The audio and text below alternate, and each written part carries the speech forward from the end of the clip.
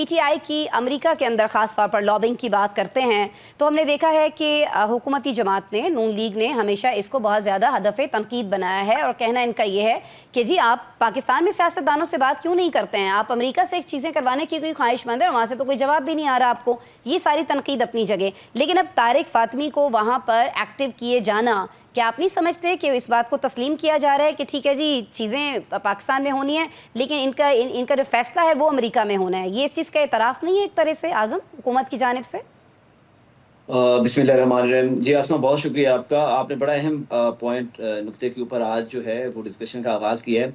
वाक़ई यूँ लग रहा है कि तख्ते इस्लामाबाद की जंग जो है वो हम वाशिंगटन में लड़ रहे हैं। लेकिन सबसे पहले तो मैं इस एक्ट की तरफ आता हूँ जो एक्ट रिपब्लिकन्स की तरफ से पेश किया गया कांग्रेस में।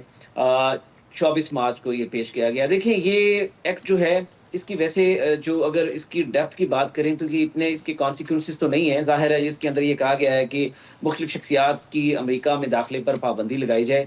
देखिए ये एक प्राइवेट बिल होता है जो ऐवान में पेश किया जाता है। गवर्नमेंट की मर्ज़ी होती है, गवर्नमेंट इसको ओन करे या ना करे, लेकिन most of the time government ऐसे बिल्स को ओन नहीं करती। माज़ी बाईत में भी हमने देखा कि बहुत सारे ऐसे बिल्स आए और वो ओन नहीं किए गए।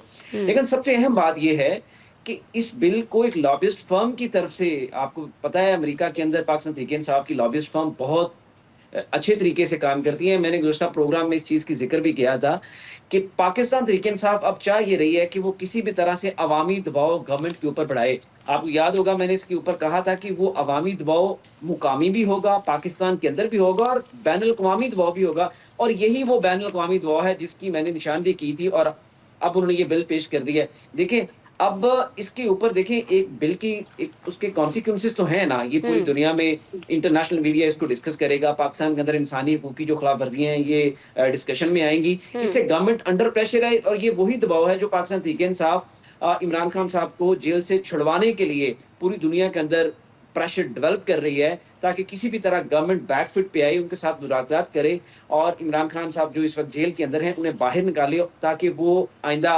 पाकिस्तान के अंदर जो अपोज़िशन इत्तेहाद है इसकी क़यादत करें और गवर्नमेंट के ऊपर एक्स्ट्रा प्रेशर बढ़ाएँ। तो ये इस हुँ। सिलसिले की कड़ी है। आज़म साहब जब पॉलिसी बन जाए, अभी तो पॉलिसी पे ही कन्फ्यूजन है। एक बड़ी बैठक होती है, उसका एक एलामिया आता है, उसमें तो हमें यही समझ में आता है कि जब ऑपरेशन हो रहा होगा और बहुत जल्द हो रहा होगा। लेकिन हम देख रहे हैं कि उस कन्फ्यूजन की वजह से ये जो वारदातें हैं दहशतगर्दी की, ये बढ़ती चली जा रही हैं। दहशतगर्दों को मौके पे मौका मिल रहा है। तो आपको नहीं लगता कि फौरी तौर पे फैसला हो जाना चाहिए? और अगर हो गया है तो आज़म साहब आप हमें भी बता दें कि फाइनल फैसला ये है और हम देख रहे होंगे बहुत जल्द ऑपरेशन होता हुआ बलूचिस्तान में सर?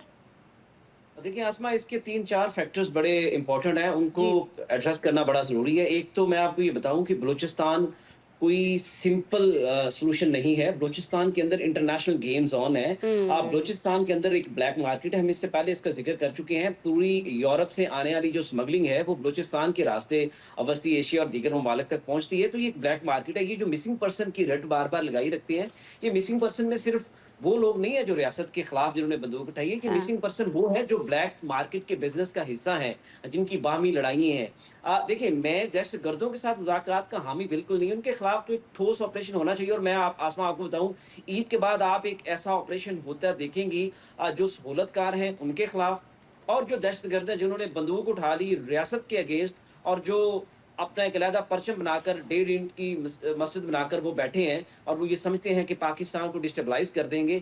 अब वक्त आ गया है कि उनके साथ आईनी हाथों से निपटा जाए। आप बलोचों के साथ मुज़ाकरात करें, जिनका रियल प्रॉब्लम है, वसाइल की मुनसिफाना तकसीम करें, आप लोकल बॉडी सिस्टम को मजबूत करें, आप बलोचों को उनके राइट्स दें, उनकी शनाख्त दें। लेकिन ये नहीं है कि जो रियासत के खिलाफ बंदूक उठाएगा, रियासत के खिलाफ ऐलान जंग कर दे और रियासत कहे जी नहीं जी आए इसके साथ मुज़ाकरात करें। हुँ। मुज़ाकरात सिर्फ उनके साथ है जो पिसा हुआ तबका है, जो वसाइल की मुनसिफाना तकसीम चाहता है। और ये ईद के बाद आप देखेंगे कि स्टेक होल्डर्स मिल बैठकर अब इसका एक ऐसा पायदार सॉल्यूशन निकलने जा रहा है जो आने वाले वक्तों में बलूचिस्तान को तरक्की की राह पर गामजन करेगा। ये सीप पैक का इन रूट स्टेक है, इससे होल्डर्स में इमरान पाकिस्तान खान की साहब शामिल होंगे? बड़ी एक पाकिस्तान की एक बड़ी जमात की नुमाइंदगी करते हैं, होंगे वो? अ, जी बिल्कुल, ये जो आप देखें आसमा, ये जो प्रेशर बिल्ड हो रहा है फॉरवर्ड ब्लॉक का जी, जी।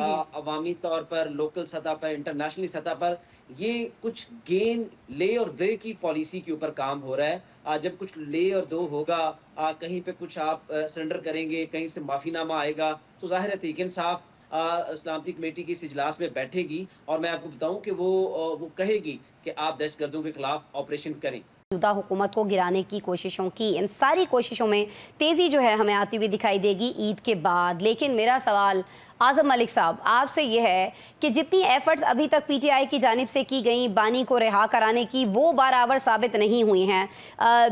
चाहे वो कोशिशें जो हैं, वो एफर्ट्स जो हैं, वो उनकी सियासी क़यादत कर रही हो या उनकी अदालती टीम कर रही हो। आज़म साहब। जी, आसमा आपने बिल्कुल कहा, हम इसके ऊपर वक़्तन-फ़वक़्तन जो है वो बात करते रहते हैं। जैसे मैंने पहले भी आपको बताया कि अभी तक पंजाब के अंदर से ऐसी कोई आवाज़ हमें उठती नज़र ही नहीं आई। देखें, जब लाहौर खड़ा होता है तो फिर ही सारे मुल्क के अंदर मूव बनती है। आपको पता है एक बड़ा मेट्रोपॉलिटन है लाहौर, कराची, इन जी 2 जी। शहरों की मूव सारे मुल्क को लेके चलती है। लेकिन अभी तक लाहौर शहर ने बाकायदा तौर पर 9 मई के बाद पीटीआई को वेलकम नहीं किया। देखें, इससे पहले हमारे सीनियर पैनलिस्ट जहाँ पे बैठे हैं वो ये बात कर रहे हैं, काशिफ साहब का इसके ऊपर बड़ा वाज़ेह मौक़िफ़ है। वो ये कहते हैं कि जब तक 9 मई की मुआदरत नहीं होगी, चूँकि हाँ। इसका मुद्दई गवर्नमेंट नहीं है, इसकी मुद्दई रियासत है और रियासत ने आपको पता है कितनी बार डीजी आईएसपीआर साहब ने इसके ऊपर प्रेस कॉन्फ्रेंस की और वो ये बबांगे दखल ये ऐलान कर चुके हैं कि जब तक 9 मई के ऊपर आप अपने आप को विथड्रॉ नहीं करेंगे, सबमिसिव नहीं करेंगे, आप माफ़ी नहीं माँगेंगे, तब तक बात आगे नहीं चलेगी। तो अब लग यूँ रहा है कि चेयरमैन पीटीआई को रिहा करवाने की जो कोशिशें मुल्क के अंदर थी, वो तो हमें कामयाब होती नज़र नहीं आ रही। उन्होंने 3-4 लेटर्स भी लिख दिए। उन्होंने अपनी, मैं आपको एक बड़े वसूख से ये बात कह रहा हूँ कि एक लीडर चेयरमैन तरीक़न साहब से मिले तो उन्होंने कहा जी इस वक़्त हुकूमत के साथ हम मुज़ाकरात करने जा रहे हैं। तो चेयरमैन साहब ने बड़े जैसे वो अपने एक स्टाइल से बात करते हैं तो उन्होंने कहा करने दो, निकलना तो इससे कुछ नहीं है। तो उन्होंने कहा जी तो फिर मुज़ाकरात क्यों हो रहे हैं? ये मैं आपको बड़े बावसूख ज़राए से बता रहा हूँ। तो उन्होंने कहा यार कुछ भी नहीं होना, करने दो इनको, अपना शौक पूरा करने दो। Ultimately I am the authority, बस ठीक है कोई बात नहीं, 2-4 दिन ये असल में चेयरमैन तरीक़न साहब चाहते हैं कि वो हर वक़्त टीवी के ऊपर एक नहीं आज़म दबाव साहब बनाते एक नज़र आएँ। सेकंड मैं यहाँ आपको रोकूंगी। ही सेड के करने दो, फाइनल अथॉरिटी तो मैं हूँ। तो इसका मतलब हाँ, है ये कि उन्होंने जो कहा। टीम मुज़ाकरात करने जा रही है या जो एफर्ट्स कर रही है उनको तायद हासिल नहीं है बानी की, उनके पास वो तो नहीं मैंडेट चाहते हैं कि हो जी, मुज़ाकरात। आसमा उनके पास कोई मैंडेट ही नहीं है। आप देखें ना कि केपी से जुलूस निकला, अली अमीन गंडापुर को उन्होंने कहा कि आप इस्लामाबाद का एक उन्होंने एरिया बताया, मेरे ज़हन से उसका नाम निकल जी गया जी। है, काशिफ साहब को पता होगा। उन्होंने कहा कि यहाँ पर चेयरमैन तरीक़न साहब ने कहा कि आप वहाँ पर जलसा कर लें। लेकिन दूसरी तरफ उन्होंने अपनी ज़ौजा मोहतरमा बुशरा बेगम को कहा कि तुम डी चौक इस्लामाबाद चली जाओ। तो खान साहब इटसेल्फ खुद भी 2-2 गेमें तो खेल रहे हैं। उन्होंने किसी को पूरा मैंडेट ही नहीं दिया। अब किसी को पूरा मैंडेट दें तो कोई बात करे ना। एक मैंडेट लेके खान साहब के पास जाता है, खान साहब उसे लाल झंडी दिखा देते हैं, उसे पार्टी से निकाल देते हैं। शेर अफजल वर्मा साहब ने पार्टी को खड़ा किया है। जब ये जेल में थे तो कोई तो लीडर, सारे तो लीडर मफरूर हो गए। अब आज उन्हें आपने पार्टी से निकाल बाहर किया है।